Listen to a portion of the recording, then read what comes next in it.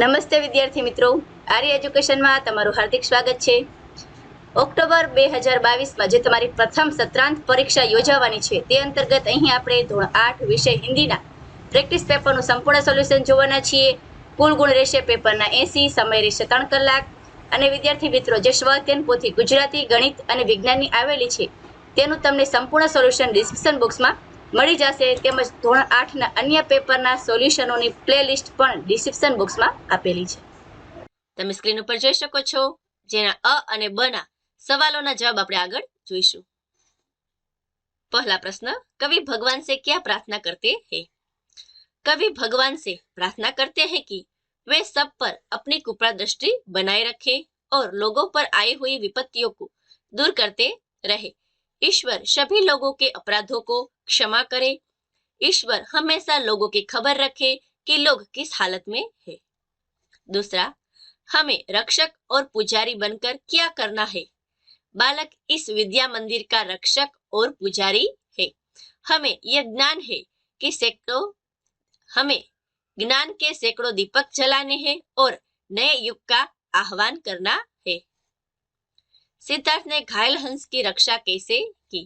सिद्धार्थ ने हंस को उठा लिया, जरूरी उपचार कर उन्होंने हंस को बचा लिया. ब के आंसर, कवि धरा के अमर सपूतों से क्या कहते हैं? कवि देश के सपूतों से कहते हैं कि हमारे देश को स्वतंत्रता मिली है. अब सपूतों को स्वतंत्रता के बाद देश का नवनिर्माण करना है. वे लोगों के जीवन में नया उत्साह भरे, उनमें नए प्राण का संचार करे, युग युग के मुरझाए फूलों को नई मुस्कान दे, अपनी मंगलमय वाणी से संसार रूपी उद्यान को गुंजित करे. वह तरह तरह का ज्ञान प्राप्त कर देश का भविष्य उज्जवल बनाए. इस प्रकार कवि धरा के अमूर सपूतों से चाहते हैं. आगे है, आखेटक और गौतम के बीच क्या विवाद हुआ? तो थोड़ी ही देर में हंस को घायल करने वाला शिकारी, आखेटक यानी शिकारी, वहां आ पहुंचा. उसने राजकुमार सिद्धार्थ से अपना शिकार मांगा. सिद्धार्थ ने हंस देने से साफ इनकार कर दिया. शिकारी बोला, यह हंस मेरे बाण से घायल हुआ है, इसलिए यह मेरा है. सिद्धार्थ ने कहा, मैंने इसे बचाया है, इसलिए इस हंस पर मेरा अधिकार है. दोनों में हंस को लेकर विवाद छिड़ गया. प्रश्न 2, सुनीता विलियम्स के जीवन के उजागर होने वाला मूल्य कौन सा नहीं है? तो नहीं है वो मूल्य है पशु प्रेम, बाकी सारे मूल्य उनसे जुड़े हुए हैं. ईदगाह इकाई का साहित्य प्रकार है कहानी. अब देखते हैं प्रश्न ब के जवाब. गांव में सभी लोग क्यों खुश हैं? उत्तर है, महीना भर रोजा रखने के बाद ईद आई है. सब लोग उत्साह और उमंग में है. गांव के लोग ईदगाह जाने की तैयारी कर रहे हैं. सबसे ज्यादा बच्चे खुश है, इसलिए गांव में सभी लोग खुश है. अंतरिक्ष यात्रा में किस प्रकार की मुश्किलें आती है? तो अंतरिक्ष स्पेस स्टेशन में रहना आसान नहीं है. वहां खाने से लेकर नहाने तक की सभी क्रियाओं में मुश्किलें आती है. डॉक्टर कलाम ने साहस की क्या परिभाषा बताई? डॉक्टर कलाम की दृष्टि से अपनी जान की परवाह किए बिना दूसरों को संकट से बचाना ही साहस है. दुष्यंत भारत के किन गुणों को देखकर आनंदित हो रहे थे? बालक स्वस्थ, सुंदर, निर्भीक तथा हठीला था. इन्हीं विशेषताओं पर मुग्ध होकर दुष्यंत उससे आनंदित हो रहे थे. प्रश्न 3, परिच्छेद को पढ़कर प्रश्नों के उत्तर दीजिए.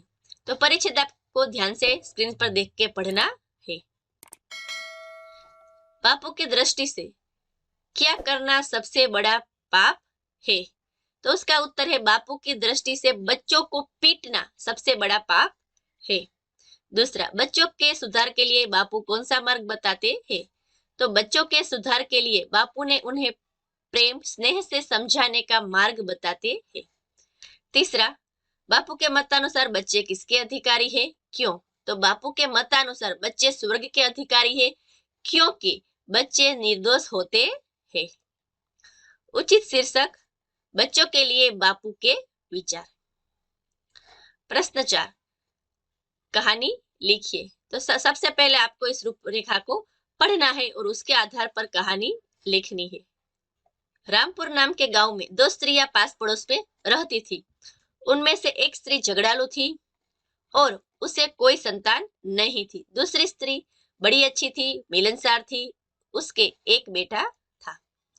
एक बार की बात है, मौका पाकर निसंतान स्त्री बच्चों को उठाकर ले जाती है। बच्चे की माँ बहुत दुखी हो जाती है। जब उसे पता चलता है कि मेरा बेटा झगड़ालू स्त्री के पास है, तो वह वहां जाती है और कहती है, यह मेरा बेटा है, मुझे वापस दो। तब झगड़ालू स्त्री मना कर देती है। तब लोगों ने उन्हें न्यायालय में जाकर तकरार निपटाने की सलाह दी। दोनों स्त्रियां न्यायालय में जाती है, दोनों की सारी बातें सुनी जाती है। फिर न्यायाधीश न्याय करते हुए कहता है कि इस बच्चे के 2 बराबर टुकड़े करो और एक एक दोनों स्त्रियों को दे दो। न्यायाधीश का फैसला सुनकर एक स्त्री मौन रहती है, जबकि जो सच्ची माँ है वो रो कर कहने लगी, बच्चे को न काटो, चाहे तो उसे ही सौंप दीजिए, इस तरह मेरा बेटा जीवित तो रहेगा। न्यायाधीश तुरंत ही समझ गया कि सच्ची माँ कौन है। वह आदेश देता है कि रोती हुई स्त्री को बालक सौंपा जाए। सीख, आखिर सत्य की ही विजय होती है। 5वां प्रश्न, परिच्छेद को गुजराती में अनुवाद कीजिए। परिच्छेद आपको ध्यान से पढ़ना है। गुजराती જોઈએ। સાંજના સમયે વૃક્ષના નીચે પંચાયત બેઠી। શેખ ચુમનને પહેલાથી જ શેતરંજી પાથરીને રાખી હતી। તેઓએ પાન, એલચી વગેરેનો પ્રબંધ પણ કર્યો હતો। હા, તે પોતે અલગુ ચૌધરીની સાથે થોડેક દૂર બેઠો। જ્યારે પંચાયતમાં કોઈ આવી જતું હતું ત્યારે હળવેથી સલામ કરીને તેનું સ્વાગત કરતા હતા। प्रश्न 6, अपूर्ण कहानी पूर्ण कीजिए। तो आपको सबसे पहले कहानी पढ़नी है जो बीच में से छोड़ दी गई है। इस कहानी को आपको अपने मौलिक विचारों से पूर्ण करनी है। रोहित और उसके साथी को आसपास द्वीप पर जो लोग रहते थे वे चारों तरफ से घेर लेते हैं, सबको बंदी बना लेते हैं। वे लोग रोहित और उसके साथी को मारने के बारे में सोचते हैं। यह सुनकर वे लोग डर जाते हैं, लेकिन रोहित उन लोगों को समझाने की कोशिश करते हैं कि हम आपका बुरा नहीं चाहते, हम आपके बारे में किसी को नहीं बताएंगे। रोहित की यह बात सुनकर एक बुजुर्ग आदमी कहता है कि यह लोग सच कह रहे, इसलिए हमें इन सबको छोड़ देना चाहिए। वह लोग बुजुर्ग की बात समझते हैं और रोहित और उनके साथियों को उनके गांव की ओर छोड़ जाते हैं। 7वां प्रश्न, सूचना अनुसार उत्तर लिखिए। समानार्थी शब्द देकर उसका वाक्य में प्रयोग कीजिए। निगोड़ी मतलब है अभागी, लड़की की शादी के बाद वह निगोड़ी हो गई। दूसरा शब्द है आपदा, जिनका अर्थ है विपत्ति, मेरे जीवन में कई आपदा आई है। विरुद्धार्थी, शीतल का विरुद्धार्थी है उष्ण, मुझे उष्ण पानी से नहाना पसंद है। आफत, विरुद्धार्थी रहेगा रहमत, ज्यादा बारिश होने से किसान आफत में पड़ गए। मुहावरा, दिल कचोटना, तो किसी की याद में तड़पना। वाक्य है सुमिता अपने पति की याद में दिल कचोट रही थी। प्रश्न 8, रेखांकित शब्दों का लिंग बदलकर वाक्य फिर से लिखिए। लिंग परिवर्तन यानी पुल्लिंग शब्द को स्त्रीलिंग बनाना है और स्त्रीलिंग शब्द हो तो उसे पुल्लिंग बनाना है। सम्राट, तो सम्राट का स्त्रीलिंग होगा सम्राज्ञी। तो वाक्य इस तरह बनेगा, अयोध्या की साम्राज्ञी विदुषी थी। विद्वान का होगा विदुषी। तो इस तरह से वाक्य बनेगा, मुझे नौकर ने पानी दिया, मुझे नौकरानी ने पानी दिया। उसके ससुर बड़े भाग्यवान है, उसकी सासू बड़ी भाग्यवती है। भाग्यवान का भाग्यवती और ससुर का सासू। सेठ ने नौकर को बुलाया, सेठानी ने नौकर को बुलाया। उसने साधु को भिक्षा दी, उसने साध्वी को भिक्षा दी। प्रश्न 9, वचन बदलकर वाक्य फिर से लिखिए। एक वचन हो तो बहुवचन बनाना है और बहुवचन हो तो वाक्य को एक वचन। पहले वाक्य का उत्तर देखते हैं। दृश्य देखने के लिए घर के दरवाजे खुल गए। दूसरा, जंगल में सभी हाथी ने उत्पात मचाया। हाथी का एक वचन और बहुवचन दोनों रूप एक ही है, इसलिए हमने यहाँ लगाया है सभी। जंगल में सभी हाथी ने उत्पात मचाया, तो इस तरह से यह वाक्य बहुवचन हो जाएगा। तीसरा, हम तेरे आगे शीश झुकाते हैं। चौथा, ये मेरी किताब है।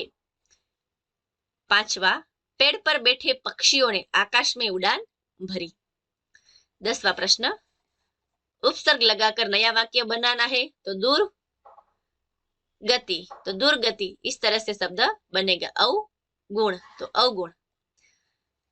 प्रत्यय लगाकर नया शब्द बनाइए। पढ़ ई मतलब पढ़ाई, इंसान ईथ यानी इंसानियत।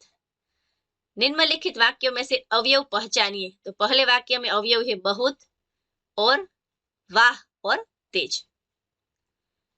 12वां प्रश्न, 2 विषय आपको दिए गए हैं, उनमें से किसी एक विषय पर निबंध लिखना है। तो निबंध का सॉल्यूशन हमने नहीं दिया है, आपको दोनों विषय पे अपने विचार मौलिक रूप से लिखने हैं।